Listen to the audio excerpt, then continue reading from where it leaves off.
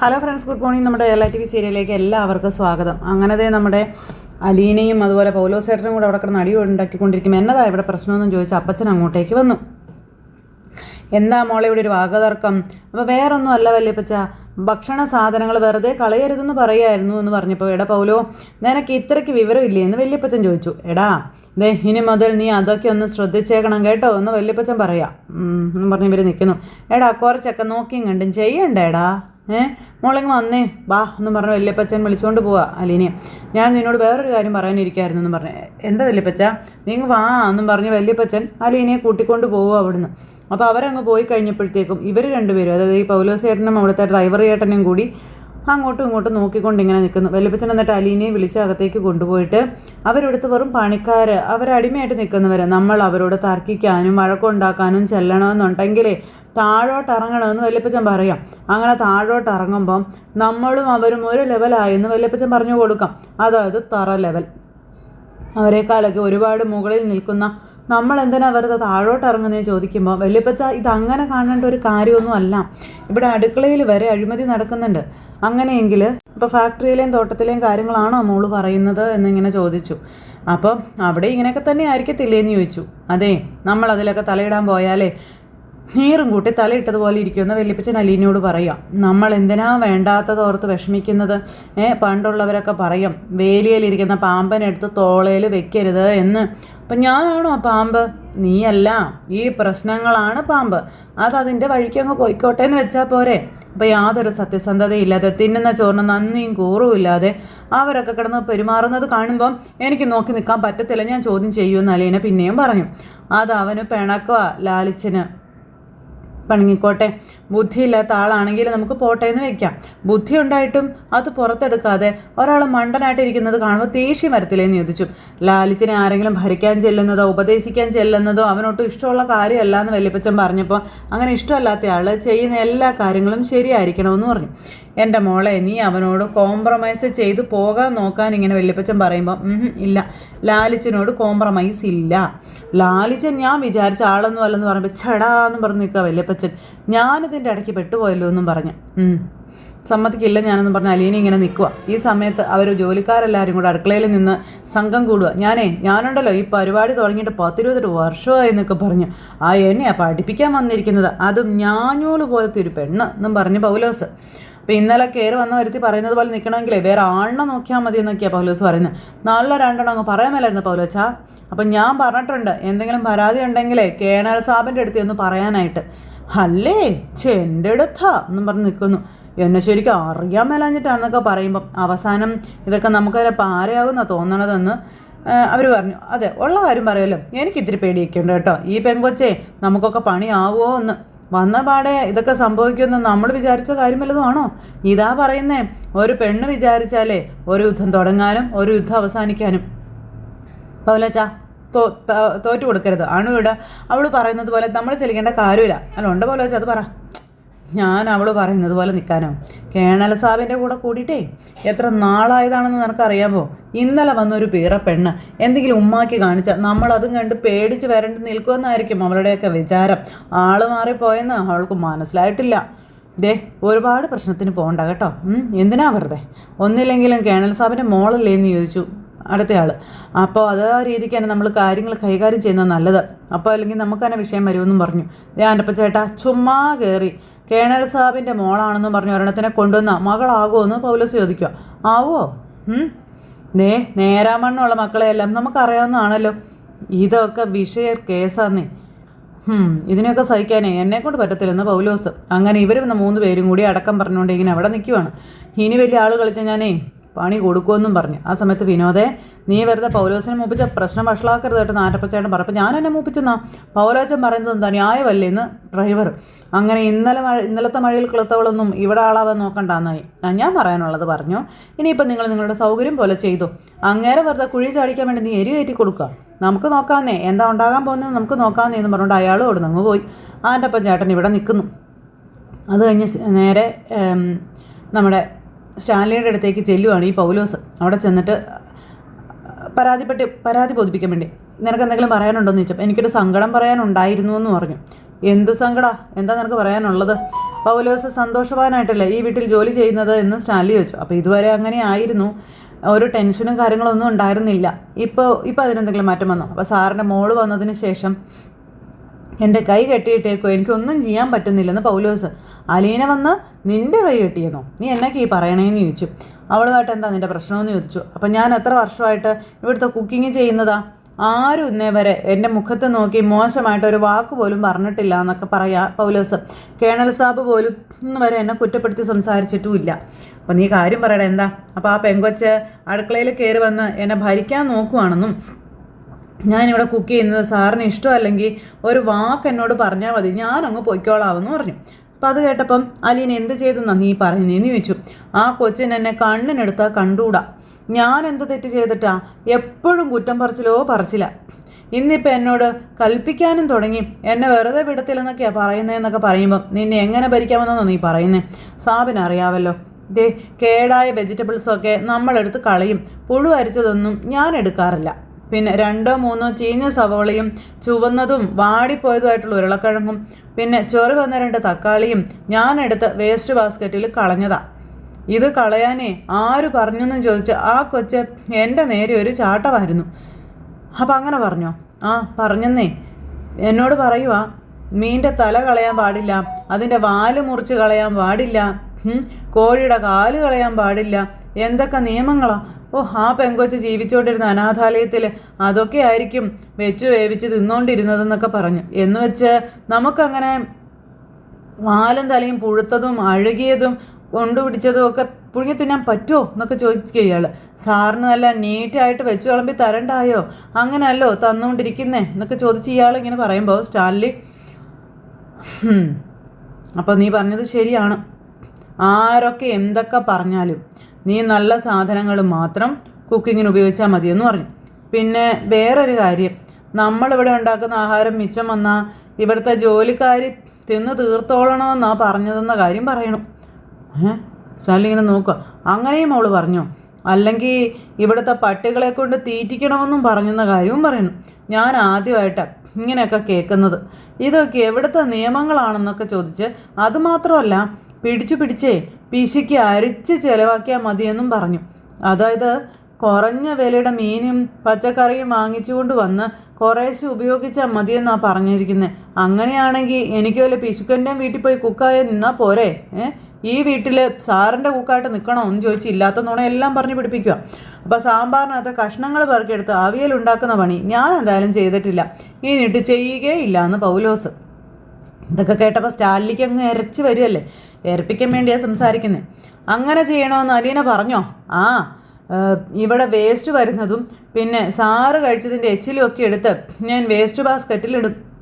അതിവിടുത്തെ വേലക്കാരി എടുത്തുകൊണ്ട് പോയി അവരുടെ പട്ടിക്ക് കൊടുക്കും. അങ്ങനെയൊന്നും കൊടുക്കാൻ പാടില്ലെന്നാ ഇവിടുത്തെ കൊച്ചിൻ്റെ ഉത്തരവ്. അപ്പം ഞാൻ എന്തോ ചെയ്യണമെന്ന് സാറ് പറയാൻ പറഞ്ഞു. ഒന്നെങ്കിൽ എന്നെ ജോലിയിൽ നിന്ന് പിരിച്ചു വിട്ടേക്കണം, അല്ലെങ്കിൽ കയ്യെ കയറി പിടിക്കരുതെന്ന് പറയണം.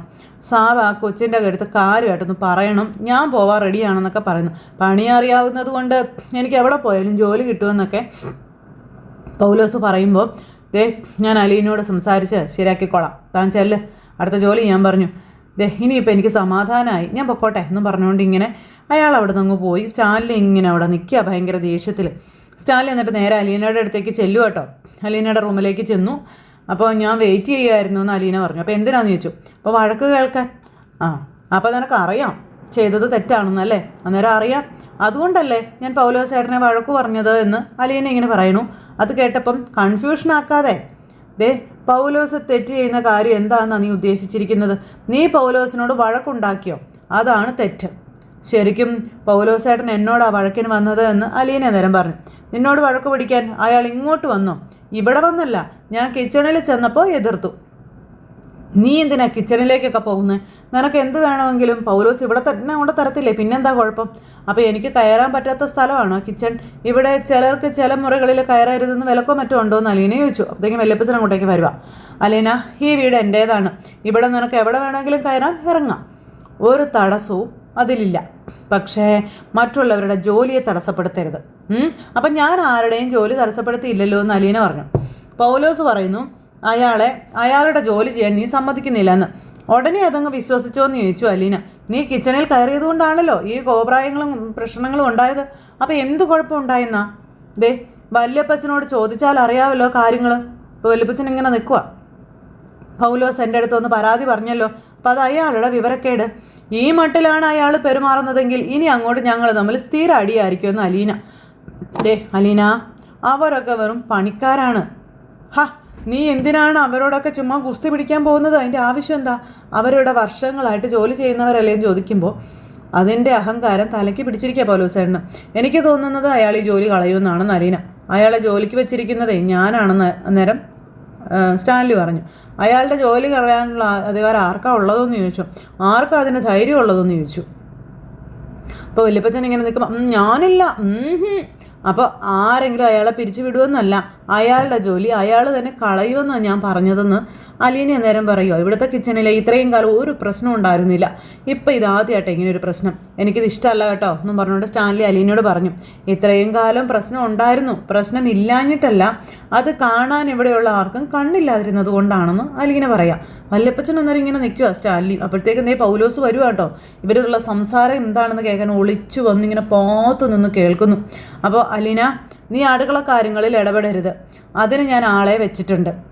അങ്ങോട്ട് കയറേണ്ട കാര്യം പോലും നിനക്കില്ല എന്ന് സ്റ്റാൻലി. നീ അവരുമായിട്ട് വഴക്കുണ്ടാക്കുന്നത് എനിക്കിഷ്ടമുള്ള കാര്യമല്ല എന്ന് പറഞ്ഞു. എനിക്കത് കുറച്ചിലാണെന്നും പറയുമ്പോൾ ഭക്ഷണം വെറുതെ കളയരുത്, അർഹതയില്ലാത്തവർക്ക് കൊടുക്കരുത്, ഈ 2 കാര്യങ്ങളല്ലേ ഞാൻ പറയുന്നുള്ളൂ. അത് വലിയ തെറ്റാണോ എന്ന് ചോദിച്ചു അലീനെ. ഞാൻ നിന്നോട് പറയുന്നത് നീ അനുസരിക്കില്ലേ? അതാണ് നിൻ്റെ ആദ്യത്തെ കടമ എന്ന് സ്റ്റാൻലി പറയുമ്പം എനിക്ക് പറയാനുള്ളത് കേൾക്കാൻ പപ്പയും തയ്യാറാകണം. അങ്ങനെ ഒരു കടമ പപ്പയ്ക്കും ഉണ്ട് എന്ന് അലീന അന്നേരം പറയാം. അന്നേരം അത് അവൾ പറഞ്ഞത് ശരിയാ, കടമയുണ്ട് എന്ന് വല്യപ്പച്ചൻ. അവൾ പറയുന്നത് ഞാൻ കേൾക്കുന്നുണ്ടല്ലോ അപ്പച്ചാ. ഇല്ല, കേൾക്കുന്നില്ല. പൗലോസിൻ്റെ സുവിശേഷമാണ് അപ്പയുടെ ചെവി നിറയെ നിൽക്കുന്നതെന്ന് അലീന അന്നേരം പറഞ്ഞു. ഇങ്ങനെയാണ് നിൻ്റെ സ്വഭാവമെങ്കിലേ നീ എങ്ങനെ ഇവിടെ കണ്ടിന്യൂ ചെയ്യും എന്ന് അദ്ദേഹം ചോദിച്ചു. അപ്പം ഞാൻ പാക്ക് ചെയ്തോട്ടെ എന്ന് ചോദിച്ചു അലീന. കുളത്തൂർ പുഴ ബസ് സ്റ്റാൻഡ് വരെ എന്നെ കൊണ്ടുവിട്ടാൽ മതിയെന്നും, അല്ലെങ്കിൽ അതും വേണ്ട, വല്യപ്പച്ചൻ പുനലൂർ പോകുമ്പോൾ എന്നെ ബസ് സ്റ്റാൻഡിലോട്ടൊന്ന് ഇറക്കിയാൽ മതിയെന്ന് അലീന ഇങ്ങനെ ഇവരോട് പറയുന്നു. അത് കേട്ടപ്പോൾ ഇവർ രണ്ടുപേരും അങ്ങോട്ടും ഇങ്ങോട്ടും നോക്കുക കേട്ടോ. അവർക്ക് 2 പേർക്കും അത് വല്ലാത്തൊരു ഫീലായി. സ്റ്റാൻലി അന്നേരം അലീനെ അടിമുടി നോക്കി ദേഷ്യപ്പെട്ട്. എന്നിട്ട് അവിടെ നിന്ന് അങ്ങോട്ടേക്ക് അങ്ങ് പോയി. സ്റ്റാൻലി അങ്ങ് പോയി കഴിഞ്ഞപ്പോഴത്തേക്കും വല്യപ്പച്ചനും മോളും കൂടി ഇങ്ങനെ അവിടെ നിൽക്കുന്നു. അപ്പോൾ വല്യപ്പച്ചനാണെങ്കിൽ എന്നിട്ട് അലീനയുടെ അടുത്തേക്ക് വന്നിട്ട്, മോളെ അവൻ ഒട്ടും ഇഷ്ടപ്പെട്ടിട്ടില്ല കേട്ടോ. അപ്പോൾ എനിക്കും ഒട്ടും ഇഷ്ടപ്പെട്ടിട്ടില്ല എന്ന് അലീന. നിനക്ക് എന്നതാ ഇഷ്ടപ്പെടാത്തതെന്ന് വല്യപ്പച്ചൻ ചോദിച്ചു. ജോലിക്കാരൻ ചെന്ന് ചെവിയിലേക്ക് പരാതി പറഞ്ഞ ഉടനെ നമ്മളെ മാത്രം വിളിച്ചു പരാതി പറയുന്ന സ്വഭാവം. എന്തൊക്കെയാണ് ഉണ്ടായതെന്ന് ചോദിക്കണ്ടേ, തെറ്റ് ശരിയും നോക്കണ്ടേ എന്ന് ചോദിച്ചു. അപ്പോൾ അവൻ്റെ ദേഷ്യം പെട്ടെന്ന് മാറിക്കോളുവന്നേ. അപ്പോൾ എൻ്റെ അങ്ങനെ പെട്ടെന്ന് മാറത്തില്ല എന്നും പറഞ്ഞ് അലീനയും കുശുപൂത്തി അവിടെ നിന്ന് അങ്ങോട്ടേക്ക് പോയി. നിനക്കിത് എന്തിൻ്റെ കേടാ എന്നും ചോദിച്ചു വല്യപ്പച്ചൻ അന്നേരം അലീനയോട് ചോദിക്കുക. പറഞ്ഞുകൊണ്ട് ഇങ്ങനെ അലീന അന്നേരം ഇരിക്കുവാണ്. അങ്ങനെ അവിടെ വലിയൊരു ഭൂകമ്പം തന്നെ നടക്കണം. ഇത് കഴിഞ്ഞതിന് ശേഷം പിന്നെ കാണിക്കുന്നത് സ്റ്റാൻലി പുറത്തേക്ക് ഇറങ്ങുന്നു. അപ്പോഴത്തേക്കും വല്യപ്പച്ചൻ നീ എങ്ങോട്ടാ, വിനോദനെ വിളിക്കണോ എന്നും ചോദിച്ചു വന്നു. അപ്പോൾ വേണ്ട, വിളിക്കണ്ട എന്ന് പറഞ്ഞു. അലീനയോട് ചോദിക്ക് വരുന്നുണ്ടോ എന്ന്. വെറുതെ അവിടെ വരെ ഒന്ന് പോയിട്ട് വരാമെന്ന് പറഞ്ഞു. അപ്പോൾ അവൾ പിണങ്ങിയിരിക്കല്ലേടാ എന്ന് വല്യപ്പച്ചൻ ചോദിച്ചു. പിണക്കം മാറ്റാനാ വിളിക്കുന്നതെന്ന് സ്റ്റാൻലി. പുറത്തൊന്ന് ചുറ്റി വരുമ്പോൾ മൈൻഡൊക്കെ ഫ്രഷ് ആയിക്കോളൂ എന്ന് പറഞ്ഞു. ഞാൻ ചോദിക്കട്ടെ എന്ന് പറഞ്ഞ് വല്യപ്പച്ചൻ അകത്തേക്ക് കയറി പോകുന്നു. സ്റ്റാൻലി ഇവിടെ വെയിറ്റ് ചെയ്യുന്നു. സ്റ്റാൻലി എന്നിട്ട് വണ്ടിയിൽ കയറിയിരിക്കുകയാണ് അലീന വരുന്നതും നോക്കി. ആ സമയത്ത് വല്യപ്പച്ചൻ ഇറങ്ങി വന്നു. വല്യപ്പച്ചൻ ഇറങ്ങി വന്നപ്പോൾ തന്നെയാണ് വരുന്നത്. അലീന ഇവിടെ വന്നില്ലേ എന്ന് ചോദിച്ചു. അവൾ വരുന്നില്ലെന്നാണ് പറഞ്ഞതെന്ന് വല്യപ്പച്ചൻ. അതെന്താ കാരണം? അപ്പം ഞാൻ നിന്നോട് പറഞ്ഞില്ലേ അവൾ പിണക്കത്തിലാണെന്ന്. അവൾ വരുന്നില്ല. എന്നാൽ പിന്നെ അപ്പച്ചൻ കയറാൻ പറഞ്ഞു. നമുക്ക് പോയിട്ട് വരാമെന്ന് പറഞ്ഞു. ഓ എന്നാൽ പിന്നെ ഞാനും വരുന്നില്ലടാ ലാലിച്ച എന്നും പറഞ്ഞു വല്യപ്പച്ചൻ ഇങ്ങനെ നിൽക്കുക. 2 പേരും ഒത്തുകൂടി എന്നോട് മത്സരിക്കുകയാണെന്ന് സ്റ്റാൻലി അന്നേരം ചോദിച്ചു. എനിക്ക് നിന്നോട് മത്സരിക്കാൻ പറ്റുന്ന പ്രായമാണോടാ? എൻ്റെ ആവതുള്ള കാലത്ത് മത്സരിച്ച് നിന്നെ തോൽപ്പിച്ചിട്ടുള്ളവനും അല്ലേടാ ഞാനെന്ന് വല്യപ്പച്ചൻ ചോദിക്കുമ്പം അതെനിക്കറിയാം, അതിൻ്റെയൊക്കെ ഫലമാണല്ലോ ഞാനിപ്പോൾ അനുഭവിച്ചുകൊണ്ടിരിക്കുന്നത് എന്ന് സ്റ്റാൻലി അന്നേരം പറഞ്ഞു. ലാലിച്ച നീ ആ പെങ്കൊച്ചിനോട് പിടിവാശി കാണിക്കല്ലേടാ. പെമ്പിള്ളേരാകുമ്പോൾ അവരുടെ മൂടൊക്കെ പെട്ടെന്ന് മാറും. നമ്മൾ ആണുങ്ങളെ പോലെ അല്ല അവർ, നീ അത് മനസ്സിലാക്കാൻ പറഞ്ഞു. അപ്പോൾ ഇങ്ങനെ സ്റ്റാൻലി ഇങ്ങനെ നോക്കുക. എന്നിട്ട് വണ്ടി എടുത്തുകൊണ്ട് സ്റ്റാൻലി അങ്ങ് പോയി.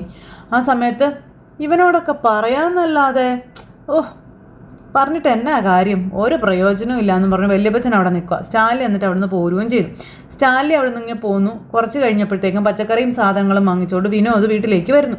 എന്നിട്ട് പതുക്കെ അടുക്കളയിലേക്ക് ചെല്ലുക. അപ്പോൾ അതേ മീനിൻ്റെയൊക്കെ വില എന്നാണെന്നറിയാം പൗലോസേട്ടാ, സ്വർണത്തിൻ്റെ വിലയാ എന്നും പറഞ്ഞ് ചെല്ലുന്നത്. അപ്പോൾ എന്നാ മീനാണ് കിട്ടിയേ? ദേ മറ്റേ സാധനം തന്നെ മേടിച്ചു, ഇതാ നോക്ക് എന്ന് പറഞ്ഞിട്ട് ആ മീനിനെ കാണിച്ചു കൊടുക്കുന്നു. ഈ മീനെ കണ്ടപ്പോഴത്തേക്കും പൗലോസൻ മീൻ ഇങ്ങനെ എടുത്ത് നോക്കുക കേട്ടോ, പിടിച്ചിങ്ങനെ നോക്കി.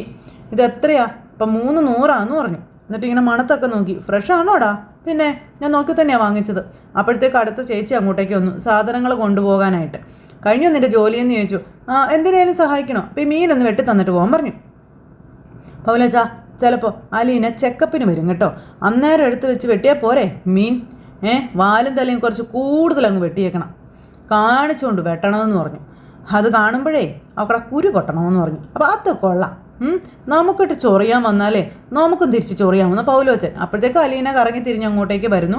അലീന വന്നപ്പോൾ ഇവർ 3 പേരും കൂടെ അടുക്കളയിൽ നിന്ന് പ്ലാനിങ്. അലീന അത് കണ്ടു. അലീന ഇങ്ങനെ കയ്യും കെട്ടി ഇവരെ നോക്കി ഇങ്ങനെ നിൽക്കുക.